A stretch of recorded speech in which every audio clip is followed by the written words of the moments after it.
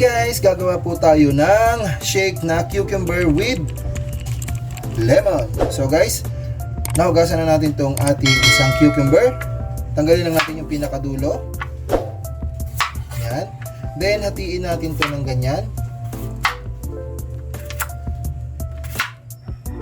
So yan.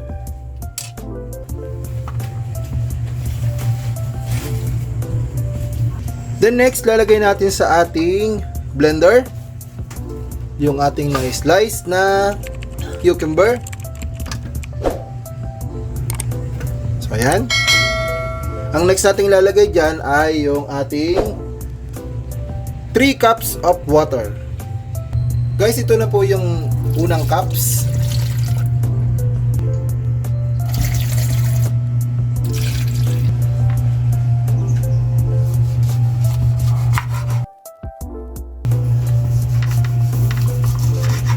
So guys, dahil wala tayong pang-squeeze, sasalain na lang po natin. So pipigay na natin yung ating lemon. Yan. Hindi po natin isasama yung lemon kasi po mapait po siya. Kaya pipigay na lang po natin siya. Next, lalagyan natin ng konting honey. Or depende po sa inyo. Basta ako lalagyan ko po ng konti lang. So guys, start na natin na i-blend itong ating cucumber at saka yung ating pinigang lemon.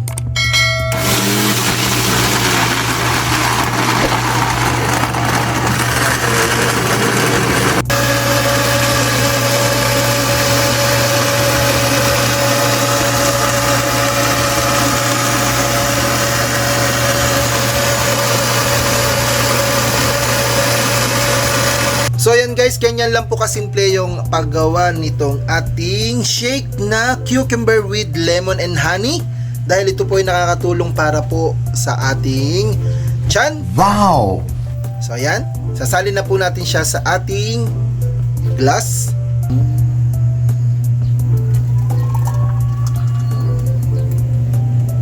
So ayan na po guys, ito na po yung ating na-blend na ating shake for today. Yung ating cucumber with lemon.